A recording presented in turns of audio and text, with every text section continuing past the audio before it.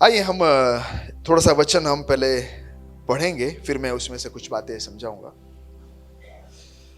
यूहन्ना रचित सुसमाचार उसका 4 अध्याय,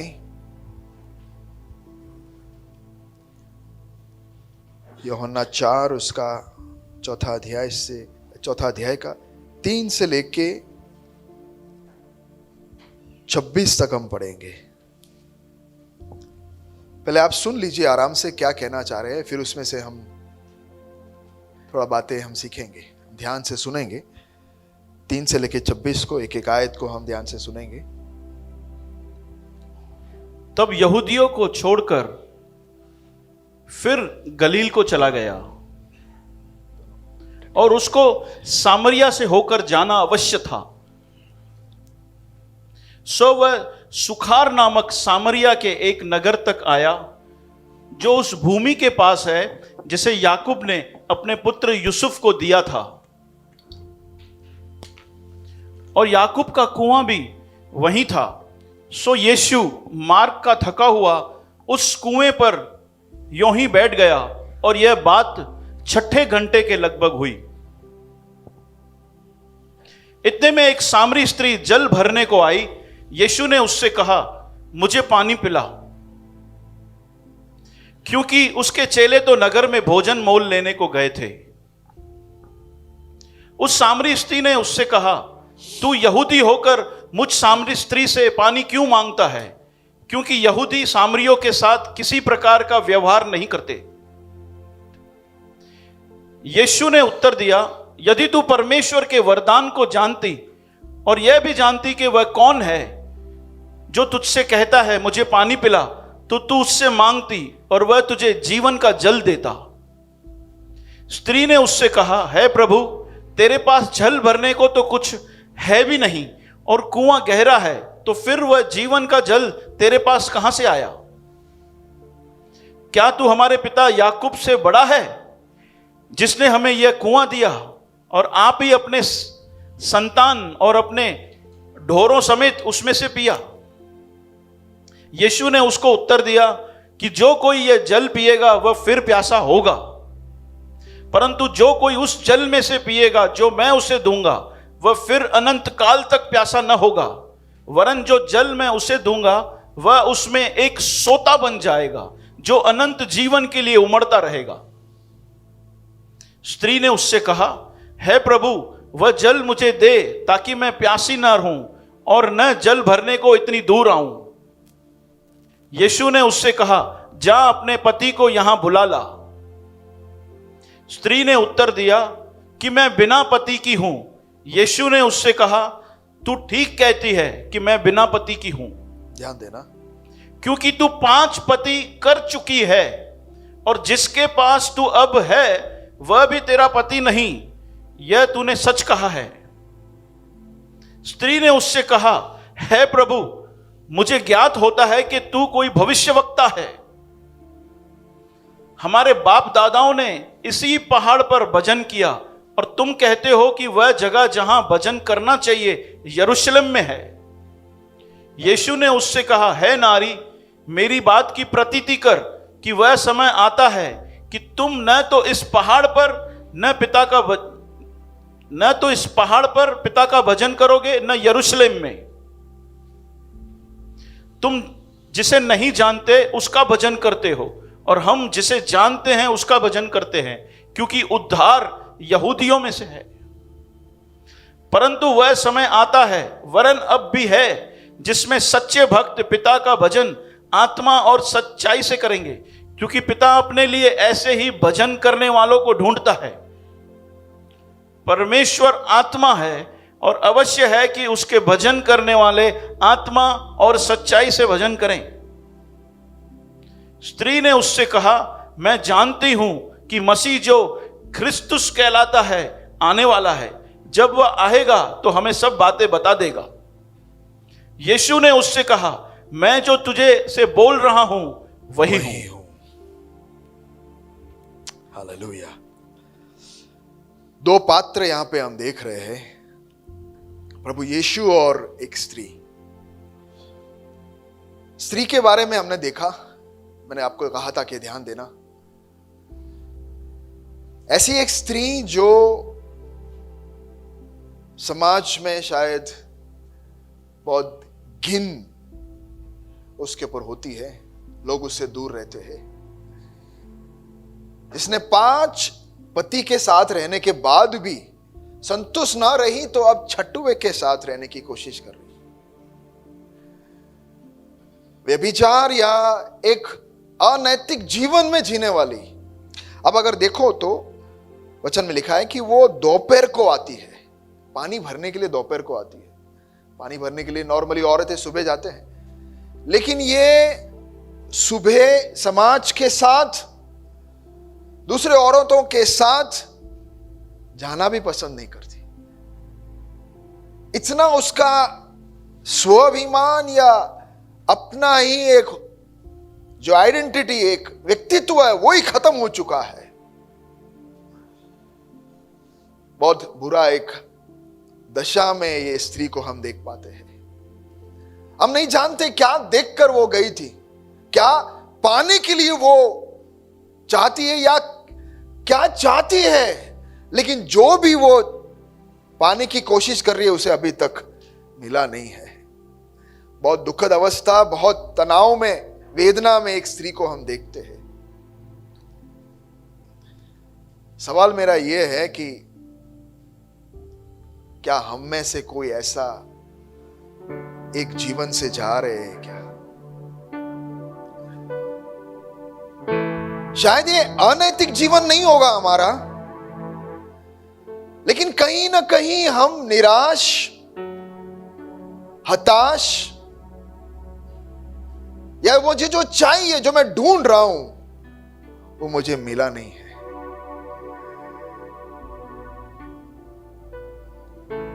हम लोग कोई बच्चे नहीं बैठे हैं यहां पे, बच्चे भी है लेकिन मैं बड़ों से बात कर रहा हूं।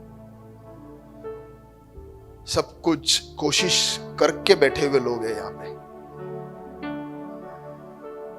अब सवाल अपने आप से पूछिए कि सब कोशिश करने के बावजूद भी वो बात जिसे मैं चाहता हूं वो क्या मिला है? या फिर ऐसा लग रहा है अभी भी कि कुछ पता नहीं, अभी भी कुछ खालीपन है मेरे अंदर। सब कुछ तो है लेकिन अभी भी नहीं है। ये स्त्री को देखिए, इसने सोचा इसके साथ रहूं तो मुझे मिल जाएगा, उसे नहीं मिला। उसने सोचा चल मैं दूसरा ट्राई करूं, दूसरे के साथ रह के नहीं मिला, सोचा तीसरा ट्राई करूं, तीसरे के साथ देखे नहीं मिला, ऐसे 5 ट्राई किया, नहीं मिला। 6वें के साथ ये कोशिश करी कि कहीं इसके साथ मुझे वो मिल जाए जो मैं ढूंढ रहा हूं।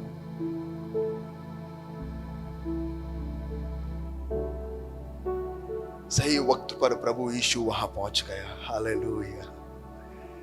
इसका खोज में ही रह जाता।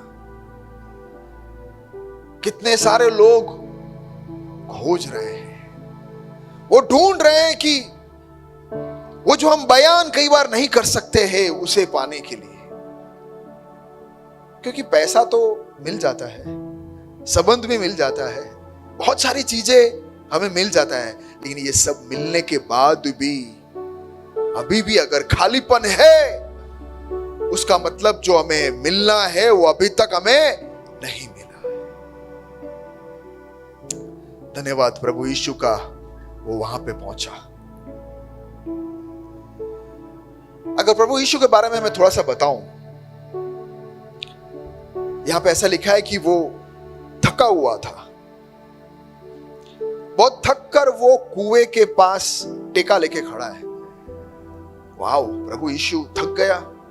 कई लोग कहते कि अरे प्रभु यीशु तो, ये ईश्वर तो अभी 2000 साल पहले का है। लेकिन अगर हम यूहन्ना 1 और यूहन्ना उसका 1 और 2 पढ़ेंगे तो उसमें ऐसा लिखा है कि आदि में वचन था, वचन परमेश्वर के साथ था और वचन स्वयं परमेश्वर था। और 14 वचन में अगर देखें, यानी ये परमेश्वर जो यीशु मसीह बनकर आया है, वो 2000 साल पहले पैदा मनुष्य बनकर हुआ, और लिखा है कि और वचन देहधारी हुआ। यानी यीशु मसीह 2000 साल पहले केवल देह धारण करके आया है, लेकिन है कब से? आदि से लेकर प्रभु यीशु मसीह परमेश्वर। धन्यवाद प्रभु यीशु मसीह का कि वो देह धारण कर कर आया। उसने मनुष्य मेरे और आपके जैसे एक शरीर को लिया जो थकता भी है। उसके थोड़े अच्छी तरह देखो, उसमें लिखा है उसको भूख भी लगा, उसको प्यास भी लगा। प्यास लगा तभी तो उसने उस औरत से पानी भी मांगा। मनुष्य बनकर, आप सोचिए, कई लोग कहते हैं कि इंसान चांद पर गया, वो दुनिया का सबसे बड़ी बात है। बड़ी बात है पृथ्वी से चांद पर जाना, वाह बहुत बड़ी बात है। और भी बड़ी बड़ी बातें, अंतरिक्ष में जाते हैं। आज नए नए खोज इंसान निकालते हैं जो हम सोच भी नहीं सकते हैं। मैं आज सुबह ही मेरे लैपटॉप में कुछ काम किया, वही चीज पूरा मेरे मोबाइल में आ गया, वही पूरा का पूरा मेरा आईपैड में भी। जहां पे भी काम करूं सब जगह में वो कनेक्ट हो रहा है। ड्राइव में काम कर रहा हूं। कभी सोचा था ऐसा होगा? पहले किताब में लिखते थे, किताब भूल गया तो यार गुम गया, कहां से कहां पहुंच गए। बात सब सही है, लेकिन इस सबसे बढ़कर दुनिया को अगर एक इनाम मिला है तो वो परमेश्वर जो असीमित है, जिसका सीमा नहीं है, जिसको हम वर्णन नहीं कर सकते हैं, जिसके बारे में सोच नहीं सकते, जो आदि से लेके अंत तक है, वो परमेश्वर सीमित पृथ्वी के अंदर मेरे और आपके जैसे एक शरीर जो थकता है, जिसको भूख लगता है, जिसे प्यास लगता है, ऐसे एक नाशवान शरीर के अंदर वो प्रवेश करता है। वाह! और हम पूछते कि परमेश्वर मुझसे प्रेम करता है कि नहीं। इससे ज्यादा एक निशानी क्या है? उसे आने की जरूरत नहीं थी।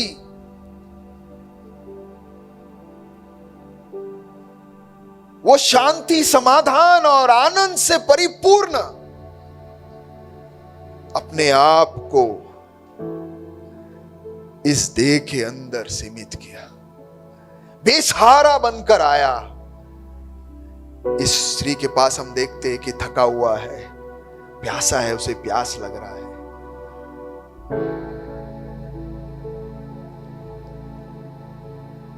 सातवें वचन में लिखा है, स्त्री को पूछ रहा है वो, मुझे पानी दे। और 8वें वचन में लिखा है कि उसके शिष्य लोग खाना लेने के लिए गए तो उसे भूख भी लगा है, खाने का टाइम है। यूहन्ना 4 उसके 9वें वचन में तुरंत वो सामरी स्त्री बोलती है। सामरी, आपको यहां देखना है, बात को मैं समझाऊंगा। सामरी स्त्री कहती है, तू यहूदी होकर मुझ सामरी स्त्री से पानी क्यों मांगता है? क्योंकि यहूदी सामरियों के साथ किसी प्रकार का व्यवहार नहीं रखते। यानी ये स्त्री, एक तो मैंने उनका हालत पूरा आपको मैंने समझाया कितना बुरा है, उसके साथ साथ यहूदी लोग, इजरायली लोग जो है, ये सामरी लोगों को तुच्छ मानते थे, अछूत मानते थे, उसके साथ कोई व्यवहार नहीं रखते थे, और खास करके औरतों के साथ तो व्यवहार बिल्कुल नहीं रखते थे।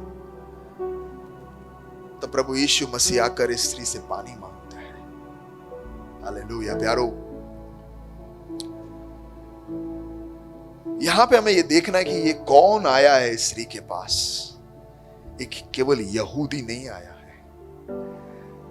अगर यहूदी आता ना तो इस स्त्री से बात करता ही नहीं। अगर आप तीसरे वचन में देखोगे तो ऐसा लिखा है कि उसे कहीं जाना था, तो यहूदी लोग सामरिया जो जगह है उसके अंदर घुसते नहीं थे। क्योंकि मान लो इंडिया, पाकिस्तान या हमारे जो दुश्मन देश है चाइना, हमें कुछ काम है तो वहां से मैं नहीं जाऊंगा, दुश्मन के इलाका से मैं नहीं जाऊंगा, मैं घूम कर जाऊंगा। इनके साथ मेरा कोई लेना देना नहीं है, ये दुष्ट लोग हैं। लेकिन प्रभु यीशु मसीह सीधा वहां से जा रहा है। यहूदी लोग नहीं चाहते इनके साथ एक कोई संपर्क नहीं रखते, लेकिन प्रभु यीशु मसीह सीधा जाता है और सीधा स्त्री के पास और पानी मांगता है। हालेलुया प्यारो, इससे यह साबित होता है कि ये केवल ये यहूदी नहीं है, ये इन सब को बनाने वाला, प्रेम करने वाला परमेश्वर है। हालेलुया। इससे तरस खाया, इसके हालात को वो समझा, इसकी दुर्दशा को। कोई आदमी इसके साथ बात करने के लिए तैयार नहीं है, रहने के लिए तैयार नहीं है। शायद आदमी ना औरत इससे संपर्क या कोई व्यवहार रखना नहीं चाहता है। वहां पे यीशु मसीह बड़े प्रेम से इसके साथ बात करने के लिए आया, ये बताने के लिए कि मैं तुझसे प्रेम करता हूं। हालेलुया। आज यहां बैठे हुए लोग यारो, आप शायद हो सकते होंगे अच्छे घर से होंगे, आपके पास जो चाहिए सब आपको है, खाने का कोई कमी नहीं होगा, कपड़े का कोई कमी नहीं होगा, रिश्ते भी अच्छे हैं, आप चारों ओर से घेरे हुए हैं, भीड़ में रहते हैं। लेकिन यह सवाल आपसे है कि आप क्या महसूस करते हो? आपको लग रहा है कि वो जो मुझे चाहिए वो मिल गया? अपने आप से आप ये कह सकते हो कि मैं संतुष्ट हूं, मैं खुश हूं, मैं तृप्त हूं? क्या अपने आप से कह सकते हैं? मुझे अब कुछ नहीं चाहिए, जो मुझे मिलना था वो मुझे मिल गया, ऐसे क्या आप कह सकते हैं? कि फिर अभी भी हम भाग रहे हैं, दौड़ रहे, पता नहीं क्या है, लेकिन मुझे चाहिए, ये चाहिए था, मुझे लगा ये चाहिए, ये मिल गया, लेकिन इससे मेरा वो जो भरना था भरा नहीं है। मुझे लगा मुझे नौकरी मिलेगी तो सब कुछ ठीक हो जाएगा, नौकरी मिली कोई फायदा नहीं हुआ है। पैसे से सब ठीक हो जाएगा, पैसा मिला कोई फायदा नहीं है। सोचा शादी कर लूं सब अच्छा हो जाएगा, शादी किया फिर भी वो अंदर अभी भी खालीपन है। बच्चे होंगे उससे भी भरा नहीं, सब कुछ तो आ गया लेकिन अभी भी खालीपन है। तो मेरे प्यारों में आपसे कहना चाहता हूं कि आपके पास आज प्रभु यीशु आना चाहता है। प्रभु हमेशा हमारे पास आना चाहता है। आपने सुना मैंने क्या कहा? हम सोचते हैं कि मेरे पास कोई है नहीं, प्रभु मुझको प्रभु ने छोड़ दिया, लेकिन परमेश्वर कभी किसको छोड़ता नहीं है। वो हमेशा हमेशा मेरे और आपके पास आना चाहता है। He always wants to come to us. वो कह रहा है कि मैं तेरे पास आना चाहता हूं। एक संबंध बनाने के लिए वो आता है। लेकिन हमने इस ईश्वर को कितना छोटा बना दिया है। अगर मैं आपको पूछूं कि ईश्वर मतलब क्या, आप क्या समझते हो? कौन है ईश्वर? तो हम में से अधिकांश बोलेंगे कि चमत्कार करना चाहिए ईश्वर, टिक, या फिर जो मैं मांगू वो सब मुझे दे देना चाहिए, यही है ईश्वर मेरे लिए। कितना छोटा बना दिया है उसे। वो अनंत काल से अनंत काल रहने वाला सर्वज्ञानी, जिसने सब कुछ सृष्टि किया, वो परमेश्वर क्या केवल हमारे सब चीजों को यूं पूरा करके देने के लिए वो खड़ा है? कि कहीं उससे कहीं बढ़कर जो दुनिया नहीं दे सकती वो देने के लिए वो तैयार है आज। हालेलुया। अगर हम उसके पास आए, देखो इंसान कभी उसके पास पहुंच नहीं सकता, ये भी हम अच्छी तरह ध्यान ले। ये औरत यीशु के पास नहीं गई, हम भी नहीं जा सकते। इंसान का बेस्ट कोशिश ईश्वर के पास जाने का नतीजा हुआ धर्म। The best try of a man to reach God resulted in religion. और आप मुझे बताओ, क्या हम लोग धर्म नहीं पालन करते? नहीं किया क्या? लेकिन फिर भी वो खालीपन भरा है क्या?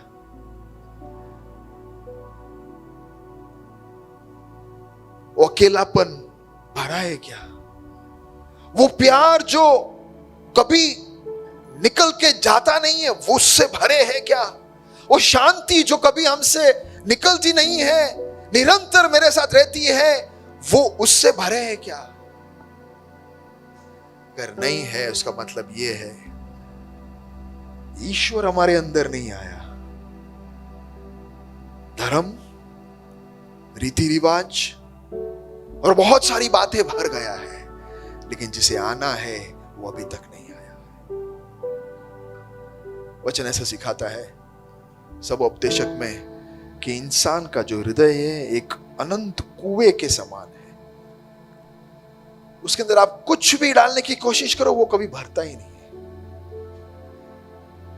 वो केवल वो परमेश्वरी आके भरता है। ये स्त्री प्रभु यीशु के पास नहीं पहुंच पाई, प्रभु स्वयं उसके पास एक व्यक्ति को ढूंढता हुआ। आप सोचिए ना, इस शहर में घुसकर ये स्त्री के पास, हालेलुया, उसे प्रेम दिखाने के लिए वो पहुंचा, उसे ये बताने के लिए कि आशा है, मैं हूं तेरी आशा। उसके वचन में आगे लिखा है,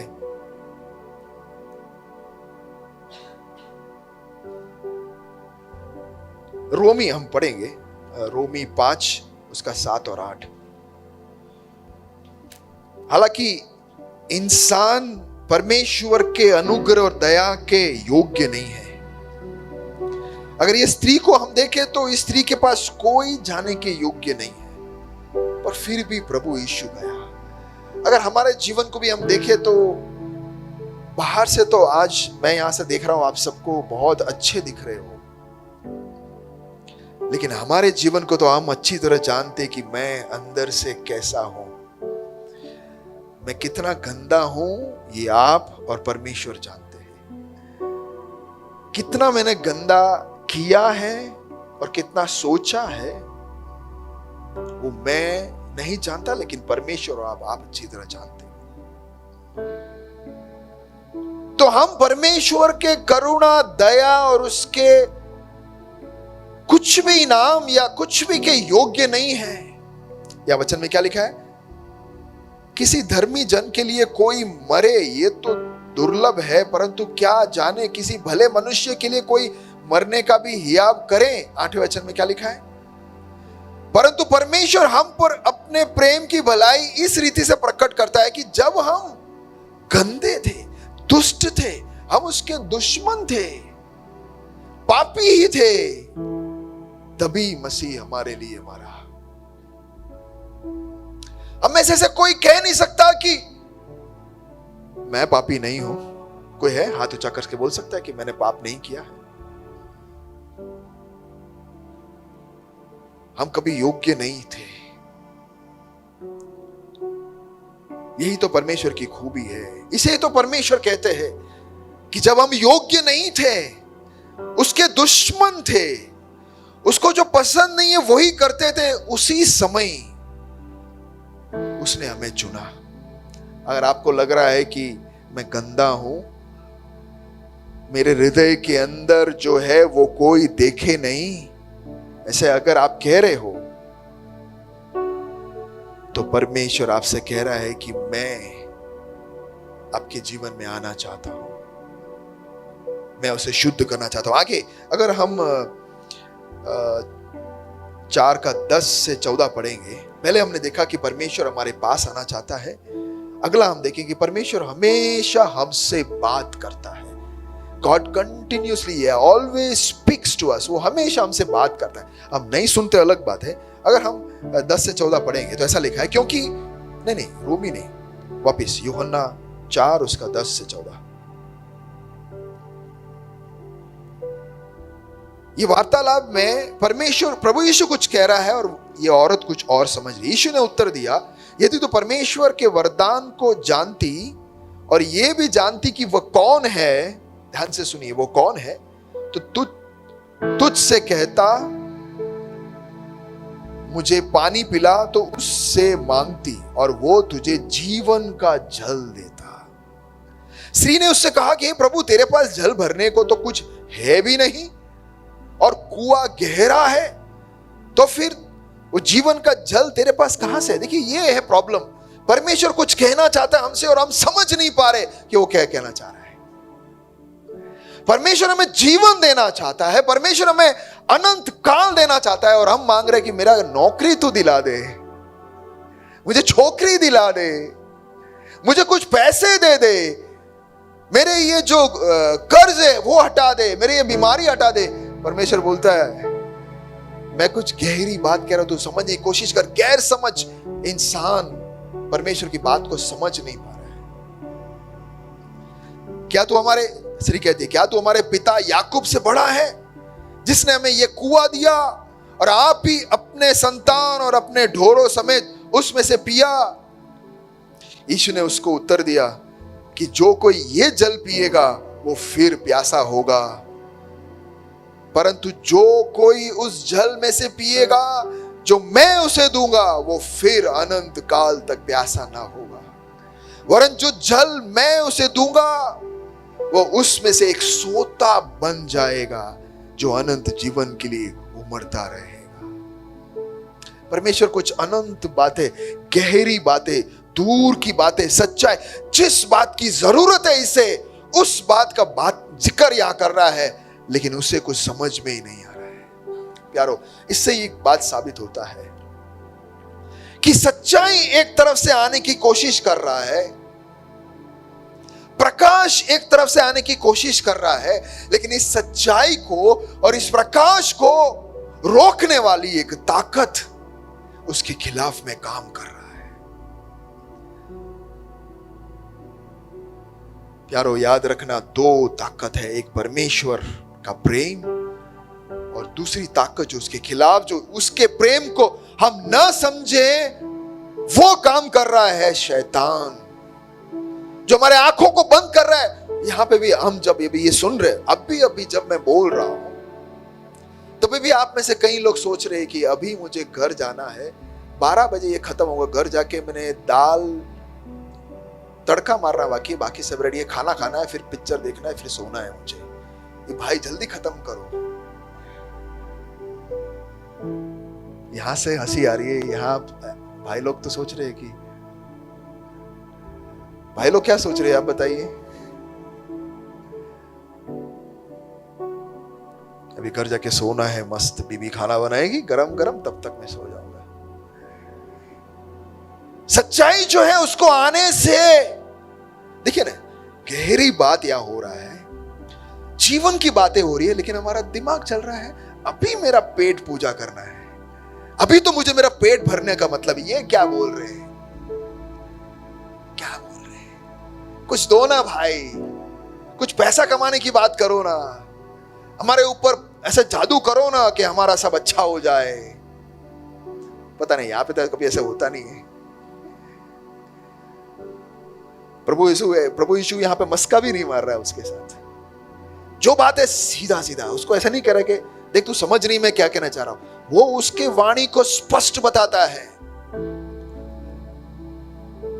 सवाल ये है कि क्या हम चाहते हैं? देखो कितना दर्द में हम हैं, हम जानते हैं, इसमें से निकाल चाहिए तो प्रभु यीशु मसीह देने के लिए तैयार है। हालेलुया। क्या हम उसकी वाणी को समझ रहे हैं? वो समझ नहीं पाई, दुनिया समझ नहीं पाई। इतने हम धर्म के काम में उलझ गए हैं कि हम परमेश्वर को नहीं जानते। इतना हम व्यस्त हो गए हैं कि जीवन के स्रोता, जिसने जीवन दिया, उसको हम भूल गए हैं।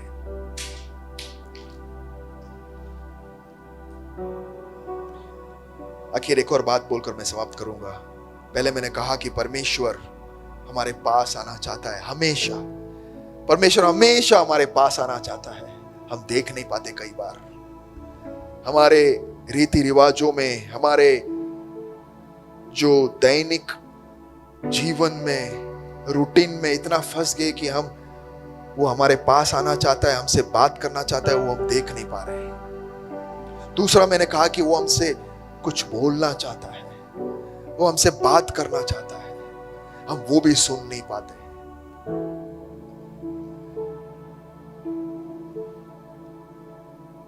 तीसरा, परमेश्वर चाहता क्या है, वो क्या कहना क्या चाह रहा है हमसे। आइए हम पढ़ेंगे 15, 16, 17, 18, 19। फिर वो औरत ने कहा कि मुझे ये पानी दे वगैरह सब कहा। उसके बाद फिर परमेश्वर उससे कहता है 15 से 19, स्त्री ने उससे कहा कि प्रभु वो जल मुझे दे ताकि मैं प्यासी न हूं और न जल भरने। देखिए अभी भी उसका समझ कैसा है। देखिए परमेश्वर जीवन का जल, और ऐसा जल उसने कहा कि केवल तू तृप्त नहीं होगी, तेरे अंदर से वो बहेगी, वो सोते के समान वो बहेगा। हालेलुया। हमारा जीवन को पूरा रूपांतरित करने वाला एक जल के बारे में परमेश्वर बात कर रहा है। हम हमेशा देखो, इतना धर्म के काम करने के बाद भी, इतना दान पुण्य करने के बाद भी, इतना मेहनत करने के बाद भी, इतना ना धो के तैयार होके परफ्यूम लगाने के आने के बाद भी हम कितने स्वार्थी हैं। बाहर से चमकते लेकिन अंदर से कितना बदबू हो रहा है। हम किसी के और के बारे में सोचते नहीं। लेकिन परमेश्वर कहता है कि मैं ऐसा एक जल को दूंगा, ऐसा एक जीवन को दूंगा कि केवल तू आशीषित नहीं होगा, लेकिन तू दूसरे को भी आशीष करेगा। तेरा जीवन दूसरे के लिए भी एक जीवन का कारण होगा।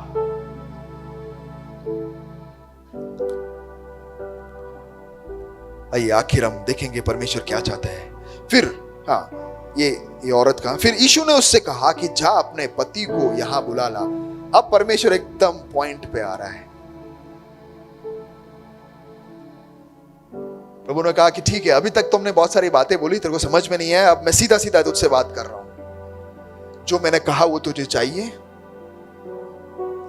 ये जीवन तुझे चाहिए, ये अनंत काल जीवन चाहिए। इंसान का सबसे बड़ा समस्या पाप। अगर मैं आपको पूछूं तो शायद आप ये बोलोगे भी नहीं कि कहां भैया, पाप थोड़ी है सबसे बड़ा समस्या। अभी तो इलेक्शन है सबसे बड़ा समस्या, और कितना पैसा जा रहा है, और कौन आएगा ये समस्या है। कल उठकर मैं क्या काम करूंगा वो समस्या है। मेरा टारगेट पूरा करना है वो मेरा समस्या है। ये सब पाप क्या, पाप होता क्या है। देखिए ये चाल देखे शैतान का कि जो जीवन का सबसे जरूरत, द इम्पोर्टेंट, सबसे जरूरत बात को ढककर, उसको नीचे दबाकर, उसके ऊपर इतना मिट्टी जम गया है कि वो दिख ही नहीं रहा है, बाकी सब चीजें दिख रहे। सबसे जरूरी चीज जो पाप है उससे हम उलझ रहे हैं, उसमें हम फंस गए, उससे हम निकल नहीं रहे। मैं अकेला जानता हूं, उसके बारे में हमें चिंता ही नहीं है।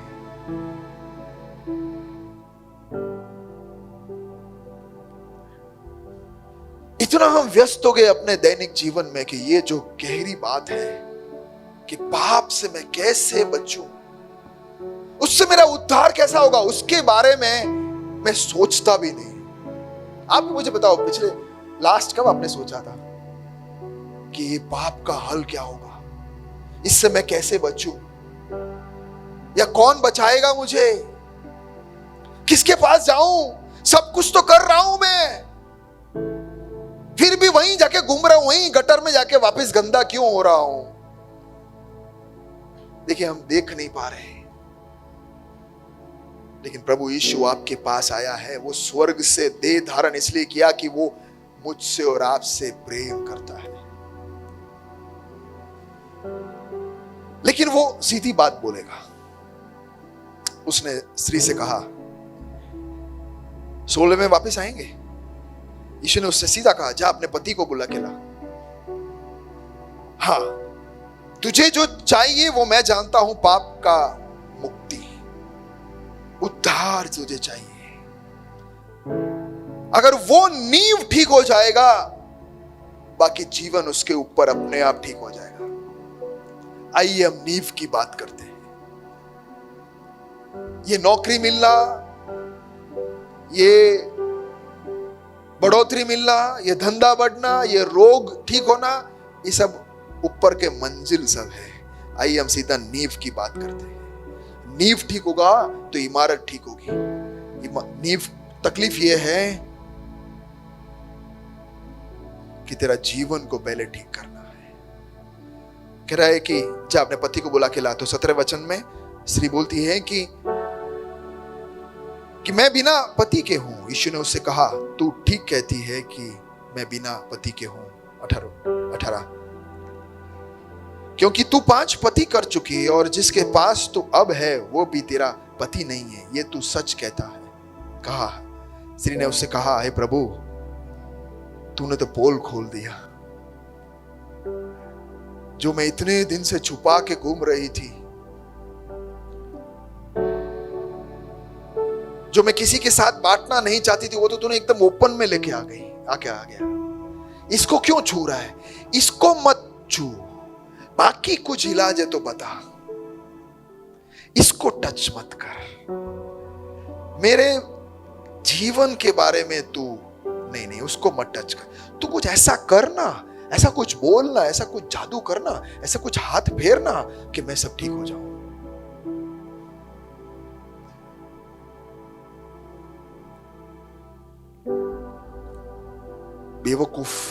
बेवकूफ बनाने वाला मेरा परमेश्वर नहीं है। बहुत सारे लोगों ने बेवकूफ बनाया होगा आपको। अच्छा, आपको ये चाहिए, ये लेके जा, ये चाहिए, ये कर, तेरा जीवन चलेगा, जीवन कैसा भी हो चलेगा। लेकिन मेरा परमेश्वर सीधा जीवन की ओर जाता है और कहता है कि अगर तेरा जीवन ठीक नहीं करेगा तो मैं इधर से एक कदम आगे नहीं बढ़ूं, क्योंकि मैं पवित्र हूं वैसा परमेश्वर। मैंने कहा ना कि तीसरा पॉइंट ये कि परमेश्वर क्या चाहता है? परमेश्वर चाहता है कि जैसा मैं पवित्र हूं वैसे तुम भी पवित्र बनो। हालेलुया। कौन है ये परमेश्वर? परमेश्वर के बारे में हम क्या सोचते हैं? पॉकेट में लेके घूमते हैं हमको लगता है कि हम कुछ भी करें उसे दिखता नहीं है। हमारे केरल में ऐसा एक कहावत है कि बिल्ली है ना, दूध पीती है ना, तो आंख बंद करके दूध पीती है। उसको लगता है कि कोई उसे देखता नहीं है। उसने आंख बंद कर दिया तो उसको लगता है कि कोई उसे देखता नहीं। हमको लगता है कि हम कुछ भी करेंगे, परमेश्वर को भी दिखता नहीं है। बिल्ली ने आंख बंद कर दी, वो सोचा सबका आंख बंद है। हम गंदगी करते हैं, नहीं कुछ नहीं है, परमेश्वर को भी नहीं दिखता है। ऐसा हम सोचते हैं। क्या आपको नहीं लगता कि बहुत सारे लोगों की तरह ये प्रभु यीशु भी उसको अवॉइड कर सकता था, इस टॉपिक को पकड़ के निकल के लाए? नहीं, हम इसे छुएंगे क्योंकि मैं चाहता हूं कि तू अंदर से साफ हो।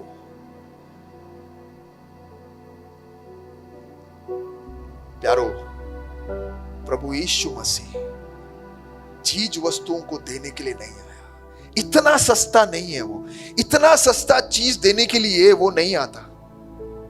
चीज वस्तु देने के लिए तो वो उन्होंने भेजा है ना अंबानी और अडानी को, उसको आने की जरूरत क्या है? हमारी बीमारियों को दूर करने के लिए कितने सारे डॉक्टर्स हैं, शादी ब्याह करने के लिए कितने सारे लोग खड़े हैं, लेकिन वो ये करने आया जो कोई नहीं कर सकता है। हमारे अंदर से एक रूपांतर, अंदर का बदलाहट दुनिया में कोई नहीं कर सकता, किसी की ताकत नहीं है। वो वही कर सकता है जो पवित्र और पाक है, और वो केवल प्रभु यीशु है, क्योंकि वो परमेश्वर का साक्षात रूप है। यशाया में समय नहीं है, मैं पढ़ाना नहीं चाहता, लेकिन उसमें ऐसा लिखा है कि जब परमेश्वर का दर्शन हुआ यशाया को, एक भविष्य वक्ता को, तो उसने देखा कि स्वर्गदूत जिन्होंने कभी पाप नहीं किया था, हम जैसे नहीं लोग, स्वर्गदूत जिन्होंने कभी पाप नहीं किया, पाप क्या जानते भी नहीं है, पवित्र स्वर्गदूत इस परमेश्वर को देखकर अपने आप को ढांपते, बोलते कि हम इस पवित्रता के सामने, हमारी पवित्रता कुछ नहीं है। प्यारो, तो हम क्या है?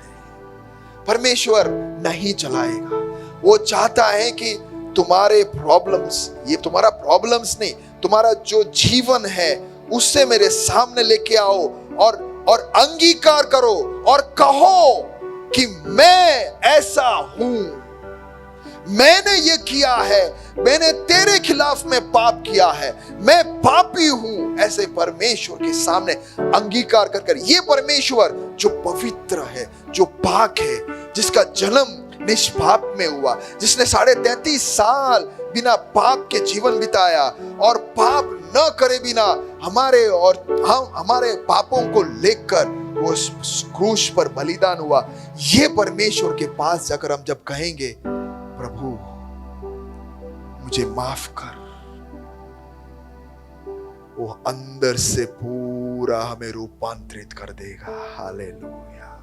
प्यारो, और भी जितना जाना है हम जाएं। हम तो यहां मिलते हैं ना, यहां से हम भाग भाग के हम बोलते नहीं है, इधर आओ सुनो। हम सालों से बोल रहे हैं, सालों तक बोलेंगे। जिसका कान है वो सुनेंगे, जो समझ रहे वो समझेंगे कि सब कुछ करना है, करके देखिए। यह हमारे बहुत सारे भाई बहन लोग बहुत कुछ करके इधर उधर जाकर आखिर में पता चला ये कहीं फायदा नहीं हो रहा है। ये प्रभु के पास जब आए तो उन्होंने मेरा अंदर से पूरा गंदगी साफ कर दिया। और जब अंदर से साफ हो गया, जब वो उसने इस मंदिर, ये मंदिर है, इस मंदिर में वो रहना चाहता है और कोई मंदिर में वो रहना नहीं चाहता।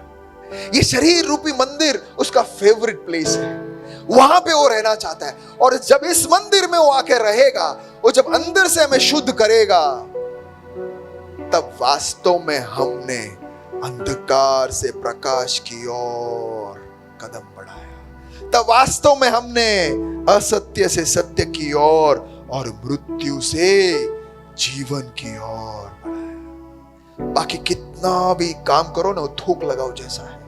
बाहर का कुछ भी सफाई करो, अंदर से हम वही दुखी दुखी रहते रहेंगे। बाहर से हम अच्छा स्माइल देंगे, सबको लगेगा कि इसके जैसा कोई खुश नसीब है ही नहीं। लेकिन उसे जाके पूछेंगे तो कहेगा, अरे मैं खुद खुशी करने के लिए जा रहा हूं यार, ये स्माइल लेके मैं खुद खुशी करने जा रहा हूं। प्यारो, इस सामरी स्त्री के पास प्रभु यीशु मसीह पहुंचा। प्रभु आपके पास भी आना चाहता है। वो प्रेम करता है, वो दया और करुणा दिखाने वाला है। वो हमारे जीवन के अंदर आना चाहता है, हमारा जीवन को रूपांतरित करना चाहता है, सच्चा आनंद, सच्चा शांति से भरना चाहता है।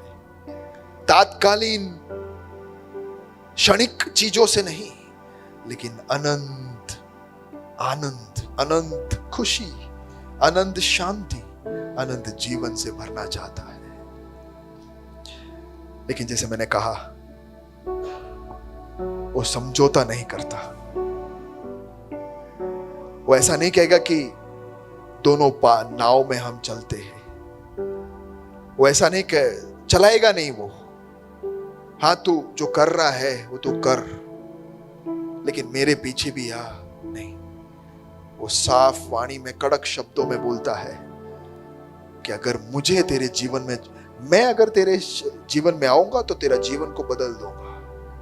लेकिन मुझे अगर तेरे जीवन में आना है तो तुझे अपने पापों को अंगीकार करना है, माफी मांगना है और कहना है कि प्रभु तू मेरे जीवन में आ। आइए आंखों को बंद करें।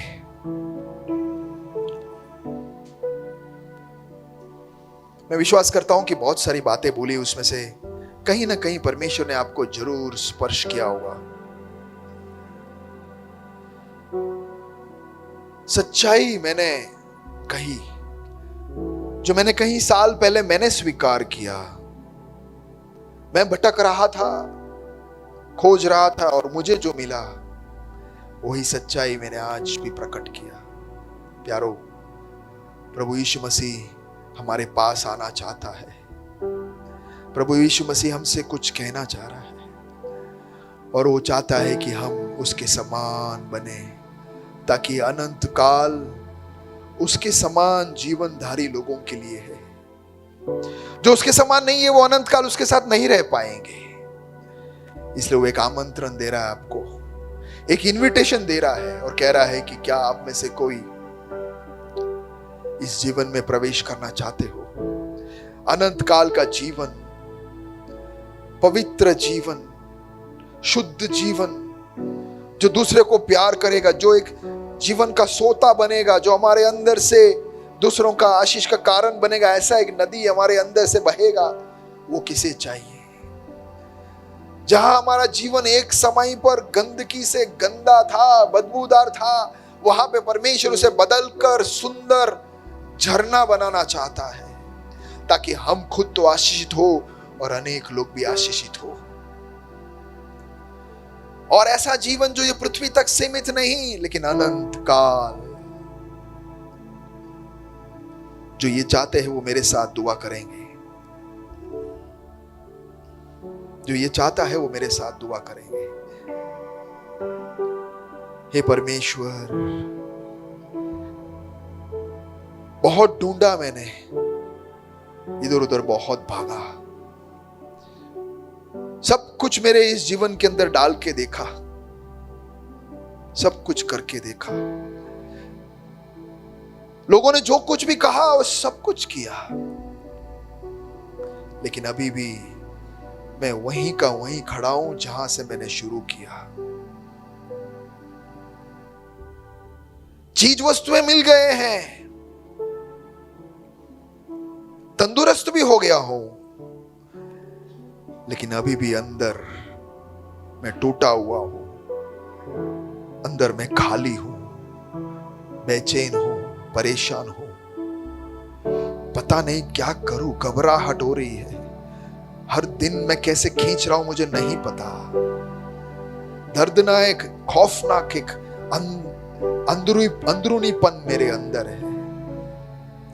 लेकिन आज पता चला उस समस्या का हल तेरे पास है।